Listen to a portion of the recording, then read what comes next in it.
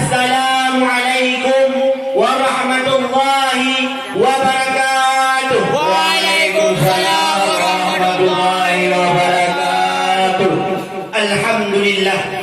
الحمد لله الغفار الرحيم الذي أنعمنا رحمة ونصرا وفضلنا على سائر المخلوقة وجعلنا خلائفه في الأرض، والصلاة والسلام على نبينا محمد الذي علمنا أساس التوحيد وأوجبنا أن نؤمن بالله باللسان ونصدقه بالقلب، ثم المكرم إلى الفقيه المكرم يعني ولد وعلى أهله، ثم إلى كل مدائر من معاهد الدار السعادة كلهم زيادة لجنة تحكيم.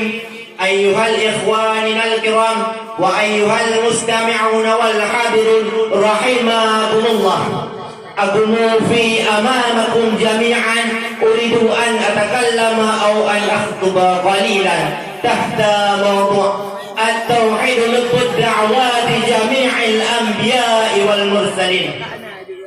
أيها الحاضرون المحبوبون، قد أرسل الله رسله ليبين للناس ما يجب لهم في الحياة الدنيا، إما ما يجب للناس نحو ربهم أو واجبتهم نحو الناس بعضهم بعضا.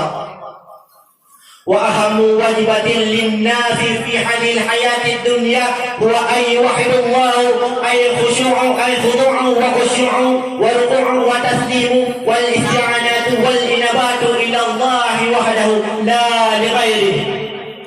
وجميع دعوات الأنبياء والمرسلين هو تدعو إلى توحيد الخضوع إلى الله وحده من عهد النبي آدم إلى عهد آخر الأنبياء والمرسلين محمد صلى الله عليه وسلم. ها هو نوح عليه السلام يدعو قومه إلى توحيد، فقال الله تعالى: أعوذ بالله من الشيطان الرجيم، بسم الله الرحمن الرحيم. إن أرسلنا نوحا إلى قومه أن أنذر قومك من قبل أن يأتيهم عذاب أليم. قال يا قوم إني لكم نذير مبين أن اعبدوا الله واتقوه وأطيعون. ها هو هود عليه السلام يدعو قومه إلى توحيد، وقال الله تعالى: وإلى عاد أخاهم هودا قال يا قوم اعبدوا الله ما لكم من إله غيره أفلا تتقون. وقال رسول الله صلى الله عليه وسلم في حديث معاذ بن جبل: حق الله على العباد أن يعبدوه ولا يشركوا به شيئا، وحق العباد على الله أن لا يعذبهم. وإنما خلق الناس لأجل تحقيق هذه العبادة، والله عز وجل يقول: وما خلقت الجن والإنس إلا ليعبدوا الله. لأن الله عز وجل هو الذي خلق وأوجد الناس، فالله وحده الذي يستحق الوجه والعبادة. فبسبب أهمية علم التوحيد فكان النبي صلى الله عليه وسلم يستغرق أيام الوقت دعوات ليؤسس دعائم التوحيد ويدعمه قبل أن يعلم أنواع علوم الفقه. أيها الحاضرون المحبوبون، حياة الناس في هذه الحياة الدنيا قصيرة، ولذلك يجب عليهم أن يستعدوا بالأعمال الحسنة في مدة حياتهم القصيرة لآخرتهم.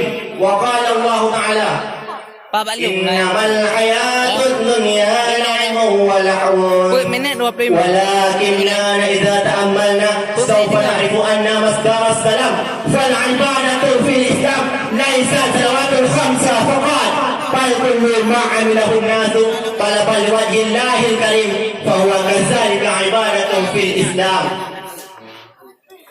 وفي بيت المسلم بعد أولد المولود قرئ الأذان والإقامة في أذن السبي معتقدا أنه إذا كبر يرجى منه أن يذكر الله في كل ما عمله فذكر الله هو الذي يسوقه في حياته. ونضرب مثلا أن المسلم يبدأ كل عمله بسم الله الرحمن الرحيم، وإذا أراد أن يعمل عملا غدا قال إن شاء الله، وإذا فرح المسلم قال الله أكبر، وإذا رأى شيئا عجبا قال سبحان الله، وإذا رأى أحدا يحدث قال يرحمك الله، وإذا قدر قيمة شيء قال ما شاء الله، وإذا سمع بموت المسلمين آخر قال إنا لله وإنا إليه راجعون. هذه الآيات التالية تذكر فائدة ذكر الله تعالى. وقال الله تعالى رضي الله عنهم ورضوا عنه ذلك لمن خشي ربه. أيها الإخوان الأعزاء،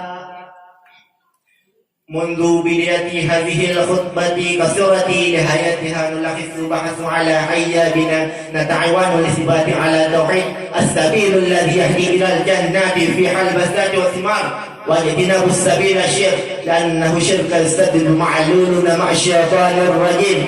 اللهم ثبت أنفسنا وأهلنا وقومنا ومجتمعنا ليوحدك وحدك حتى حضرنا الأجل، ولا تضل أقدامنا فنتخبط في الشرك فيجعلنا في الولي الحلاقة. وآخرا أستألف العفو منكم إذا ظهر منا الخطأ والنقائص، والسلام عليكم ورحمة الله